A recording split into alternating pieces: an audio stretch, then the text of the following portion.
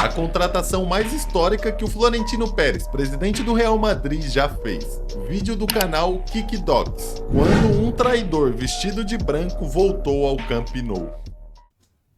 É o clássico. Barcelona versus Real Madrid.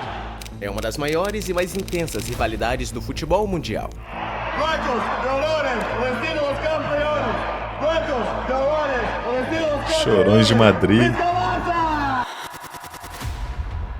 E talvez de Pior que esse clássico aqui eu acho que é o único que consegue fazer o mundo inteiro parar pra assistir, porque é dois clubes gigantes, todo mundo torce pra um ou pra outro, então todo mundo quer ver as grandes estrelas que jogam lá. todos os esportes, sempre que Barcelona e Real Madrid se enfrentam, é impossível não haver espetáculo e guerra.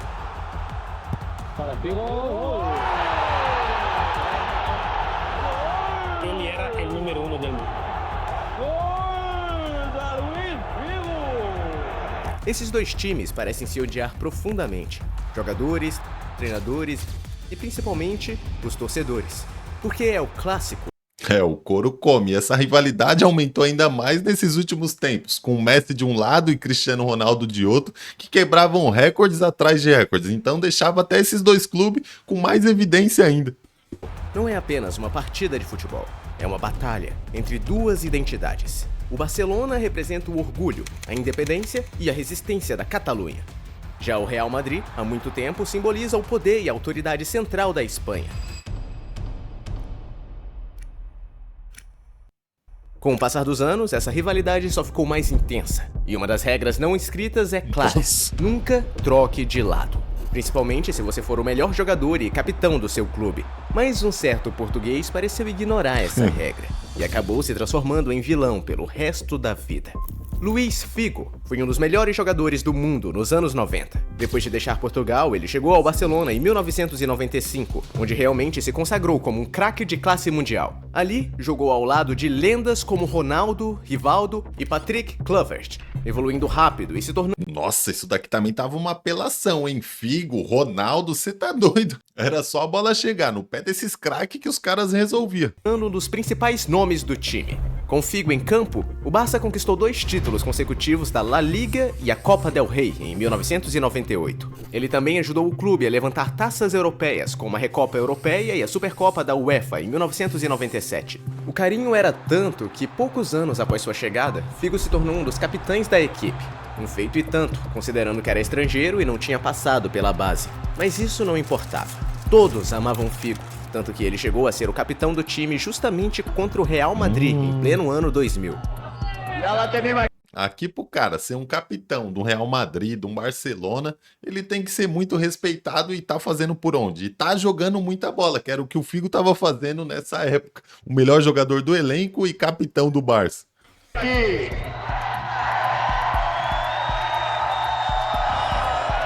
ver, ¿quién metió el último gol ayer?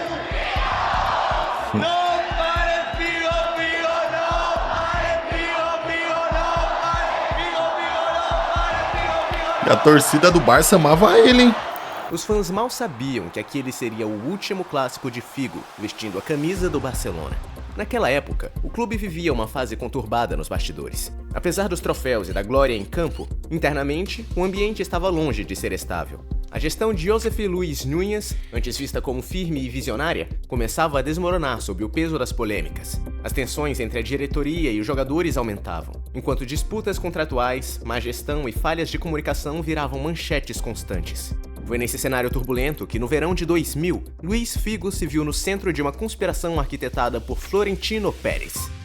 Cara, outro negócio que pega também nos clubes é as má gestão, é presidente ruim, porque isso atrapalha. O jogador não fica focado só em jogar futebol. Às vezes ele tá preocupado com coisa que ele nem deveria, que é a parte política do clube. E isso daí faz um monte de jogador, ó, pegar as malas e meter o pé. Mas essa é uma história longa e talvez eu te conte outro dia. Neste caso era sentir-me valorado por aquilo que eu dava ao clube. Quizás não me sentir lo valorado en relación a los que gestionaban el club comparado con los que apoyaban el club, en este caso los adeptos. Cuando tienes ese sentimiento de que no reconocen lo que das, quizás do outro lado te lo reconoce de todas formas, ¿no? Mas, para resumir a história, Você viu o que o Figo falou, né? Tá vendo? Isso daí é parte lá da presidência. Os caras não estavam dando o valor que ele merecia, ou ele não se sentia valorizado. Um jogador que tá fazendo a diferença, moleque, você tem que deixar ele em alta, tem que aumentar salário, tem que fazer ali algumas exigências do craque. A única coisa que não dá é deixar um jogador mandar no clube, né? Querer mandar aqui, mandar ali, mas se o cara tá jogando bem, tem que aumentar salário, tem que dar o valor que ele merece, essa é a verdade. o agente de Figo assinou um pré-acordo com Florentino Pérez, estipulando que, caso o empresário espanhol fosse eleito presidente do Real Madrid, o jogador português teria que se transferir para Madrid, ou pagar uma multa de 30 milhões de euros. Naquela época, ninguém realmente acreditava que Pérez tivesse chance de vencer as eleições. Por isso, o agente de Figo enxergou aquilo como uma aposta de baixo risco para pressionar o Barcelona a oferecer um contrato melhor ao seu cliente. O problema é que, contra todas as expectativas, Pérez venceu. E como nenhum agente nem Figo tinham os 30 milhões de euros para arcar com a multa, o craque português não teve outra escolha. Teve que se mudar para o Real Madrid. O Dom Florentino... Caraca, isso daí eu não sabia não. Eles assinou um contrato que eles achavam que era 100% de chance que eles iam ganhar. Que o Florentino Pérez não ia ser presidente do Real Madrid nem a pau. Só que aí deu ruim. O Florentino Pérez foi presidente do Real Madrid e o Figo ia ter que mudar pro Real. Você tá doido? Isso daqui foi loucura. Você assinar um contrato desse, cara, não faz isso não. explicou-me o projeto. Bom, tá bom, eu disse, bom, eu vou falar então com o Luís e depois tornamos a falar. Yo, Luis, te quiero dar, en nombre del Real Madrid Club de Fútbol, la bienvenida a este club. Como todos los que estamos en este momento en la Junta Directiva, te apreciamos. Muchas gracias, Luis. Los Blancos acionaram sua cláusula de rescisão de 62 milhões de euros em julho de 2000, e Figo se tornou instantaneamente jogador do Real Madrid, o mais caro do mundo na época. Naquele momento, Figo foi oficialmente o primeiro galáctico da era Florentino Pérez. Mas veja bem, os torcedores do Barcelona não estavam nem um pouco interessados nos detalhes dessa transferência. Cara, pensa só comigo. Ninguém achava que o Florentino Pérez ia ganhar as eleições. Ninguém achava que ele ia ser o presidente do Real Madrid. Aí o cara vai lá, ganha a presidência e ainda por cima traz o melhor jogador do Barcelona pro Real Madrid. Só nessa daí ele ganhou muito ponto com a torcida, tá? Não importava quem tinha culpa ou se o Figo havia sido enganado. Eles se sentiram traídos, profundamente traídos e tomados de nojo. Nos dias seguintes à sua ida para Madrid, os jornais esportivos espanhóis foram inundados por reações indignadas. Em uma entrevista, a lenda do Barça, Risto Stoichkov, chegou a declarar: "Se algum dia eu o vir com a camisa do Barcelona novamente, vou cortar suas orelhas." Até o presidente do clube, Joan Gaspar, que assumiu o cargo logo após a saída de Figo, desabafou sobre o impacto da transferência. "Eu preferia ter perdido a eleição a perder Figo da forma como perdemos. Quebrou algo sagrado." Se você nunca viu Figo jogando pelo Barcelona, uma boa comparação seria imaginar Messi deixando o clube em 2012 para se transferir para o Real Madrid. E para piorar ainda mais a situação, Figo... Isso daqui é loucura. O cara era o capitão do time, o melhor jogador, tinha confiança de geral ali dentro, dos companheiros de equipe, todo mundo confiava nele. E o Figo foi lá e meteu o pé. E não foi para um time comum, ele foi para o maior rival, cara. Era o único time que ele não podia ir, ele foi para aquele time.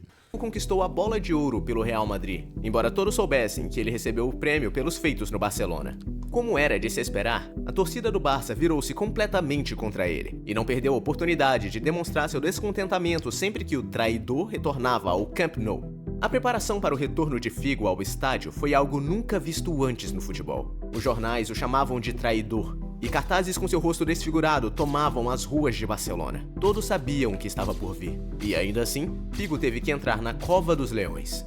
Todas estas localidades que están viendo en estos momentos se van a llenar, es lógico, 100.000 personas estarán aquí en el Camp Nou, no hay entradas, por tanto se juega aquí el Barça-Real Madrid, o a lo mejor sería mejor apuntar que lo que se juega aquí es el Barça contra Figo. Segundo seus companheiros de Nesse é o clássico aqui, o Barcelona não estava nem preocupado com o Real Madrid, só estava preocupado em tirar a paz do Figo, xingar, fazer cartaz, fazer de tudo para desestabilizar ele.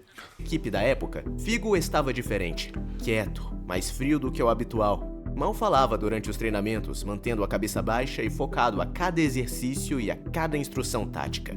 Ele não estava apenas se preparando para mais uma partida de futebol, mas para uma verdadeira guerra psicológica. A primeira vez que Figo voltou a Barcelona como jogador do Real Madrid foi no dia 21 de outubro de 2000. E a torcida da casa não era estava nem nascido. claramente preparada. Faixas com palavras como Judas, traidor e mercenário estavam espalhadas por todo o estádio. E tudo aquilo, claro, se referia a um único homem no campo. O Figo aqui nesse dia era como se ele fosse o pior cara do mundo, o pior homem da face da terra pros torcedores do Barça.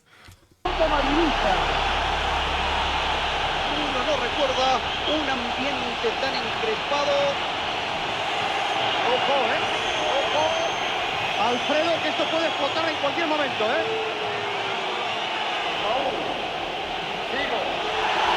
Nossa, e essa vaia? O ouvido do homem até estádio doeu. já estava barulhento, mas o volume atingiu níveis sem precedentes quando Figo saiu do túnel. O som era tão alto que ele teve que tapar os ouvidos. Era evidente que ele estava realmente chocado com o que via e ouvia, mas isso estava apenas começando. Imagine 98 mil pessoas te provocando e te chamando de traidor.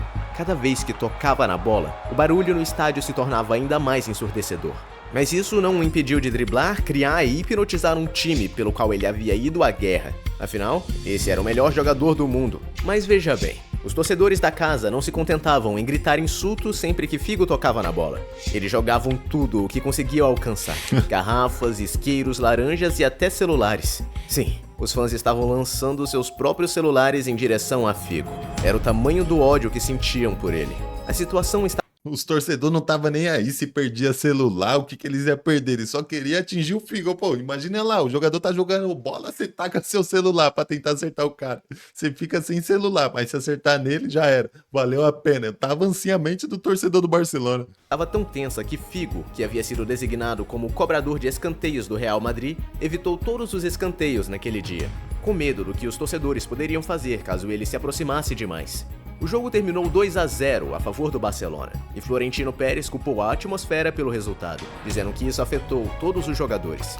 Agora, se você acha que o primeiro retorno de Figo ao Camp Nou como jogador do Real Madrid foi ruim, espere até ver sua segunda visita. Todo mundo achava Pior que a os fãs primeira? do Barcelona iriam desabafar na primeira vez e que as coisas voltariam ao normal depois disso. Mas não foi assim, muito pelo contrário. Figo retornou ao Camp Nou para uma segunda visita em novembro de 2002, e o barulho ainda era ensurdecedor, e desta vez ainda mais coisas foram jogadas em campo. Lá... Moleque, passou 2 anos da primeira vez que o Figo tinha jogado lá, e o coração do torcedor do Barcelona tava igual a primeira vez ou pior. de cerveja, isqueiros, bolas de golfe, moedas, garrafas de refrigerante, o que fosse possível. Os torcedores de Barcelona pareciam mais preparados do que da última vez. Nesse dia chovia muito, mas isso não desanimou os fãs do Barça. Tacaram o guarda-chuva? Uma missão. Na verdade, a chuva parecia combinar com o clima dramático que se desenhava, onde o vilão seria confrontado pela multidão. Mas dessa vez, o vilão decidiu ser corajoso. Apesar de como foi terrível seu primeiro retorno ao lugar que um dia chamara de lá, Figo decidiu que desta vez não iria fugir. Ele tomou a decisão de cobrar todos os escanteios e até mesmo os laterais. Talvez isso fizesse parte da atitude que ele trouxe para o jogo, mas logo se ele faz aquele olímpico, hein? Figo cometeu uma falta feia e recebeu um cartão amarelo. Definitivamente não era o começo que ele esperava para a partida. De qualquer forma, sempre que o novo número 10 do Real Madrid se aproximava da linha lateral, o barulho no estádio aumentava. E mais mísseis...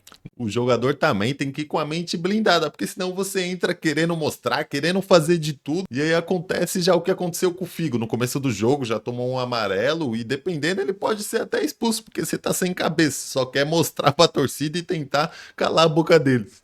Caíam. O campo estava fortemente vigiado pela polícia, mas isso não impediu a torcida. Por tudo isso, Figo demorou minutos para conseguir cobrar apenas um escanteio no primeiro tempo. E o segundo tempo foi ainda pior. Vão dar 5 de acréscimo, 10. Muito mais próximo dos torcedores do Barcelona. Mas em meio a todo esse caos, ele ainda conseguiu manter seu profissionalismo como um bom embaixador. Na época, Figo tinha um contrato de patrocínio com a Coca-Cola, e quando viu uma garrafa de Coca-Cola no campo, ele a pegou lentamente, quase como se estivesse filmando um comercial. Porém, apesar desse breve momento de felicidade de Figo, o Camp Nou continuava implacavelmente hostil. A situação chegou a tal ponto que, em um momento, Carles Puyol teve que se virar para os torcedores e implorar para que parassem. Mas apesar do amor que os fãs tinham por seu zagueiro e vice-capitão, eles não o ouviram. continuaram a lançar objetos dos mais variados tipos no campo. No meio dessa loucura, a câmera se É o voltou para a Florentino arquibancada, capturando o olhar de Florentino Pérez, o presidente do Real Madrid. Com um cigarro na boca e um sorriso no rosto, ele parecia Esse cara aí, ele é frio e calculista. Ele viu esse caos todo e na mente dele só passava uma coisa: eu que causei isso daí. estranhamente apreciar o caos que havia ajudado a criar. Eventualmente, o árbitro não suportou mais a situação e decidiu suspender o jogo. Os jogadores foram enviados ao vestiário e o jogo ficou parado por 16 minutos. Durante esse intervalo, Loucura total. Tipo assim, um jogo para quando tá a chuva forte, tá caindo raio, trovão, alguma coisa tem que acontecer pro jogo parar. Mas o clima tava tão hostil, moleque. O negócio tava tão tenso que a partida teve que ser paralisada. Estavam tacando tudo pra dentro do campo. Estavam tentando fazer o possível pra acabar com o Figo. Só faltou os torcedores invadir pra tentar bater nele.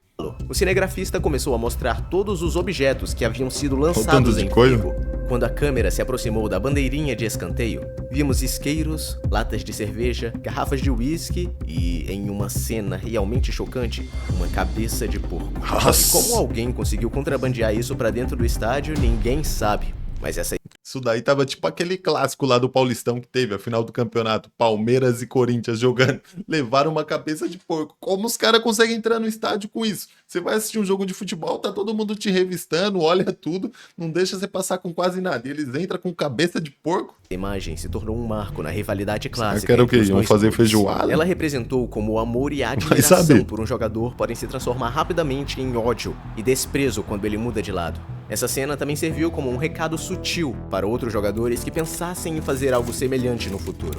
Finalmente, o jogo foi retomado após o intervalo e a tensão deu uma leve diminuída. Quando o Pô, pior que já teve jogador que fez isso, né? O Ronaldo Fenômeno mesmo, já jogou no Barcelona e também jogou no Real Madrid. Eu acho que não tinha tanta essa raiva com ele. É que o Figo é igual ele falou, né? O exemplo do Figo é diferente, que ele era o jogador do momento. Foi na época que ele era melhor do mundo, que ele fez isso daí, se transferiu pro rival. árbitro suspendeu a partida, o presidente do Barcelona, Joan Gaspar, imediatamente se levantou e foi falar com ele, implorando para que o jogo não fosse cancelado. Gaspar também mandou um recado aos torcedores através do locutor do estádio, pedindo para que parassem de lançar objetos no campo.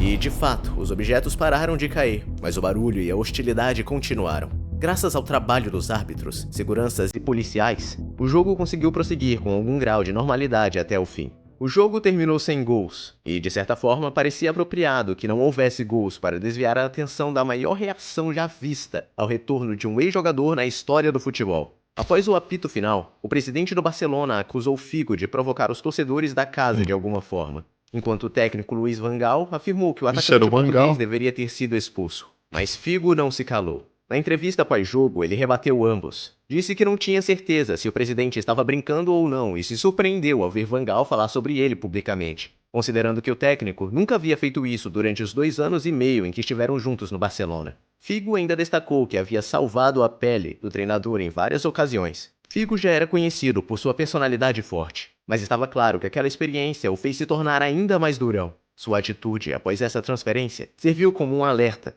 Um muro invisível surgiu entre o Barcelona e o Real Madrid. A rivalidade, que já era feroz, tornou-se venenosa.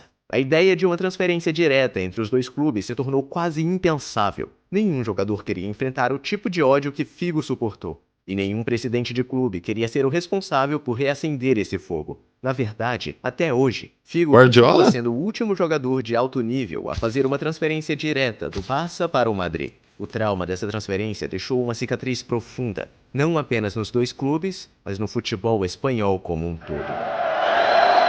El primer año, con toda la presión que tuve, ganamos la Liga. El segundo año ganamos la Champions. Así que ganamos todo. El ciclo de victorias ha cambiado porque después el Barcelona estuvo 5 años sin ganar, ¿no? Y yo he sido uno de los peores presidentes del Barça. It's come from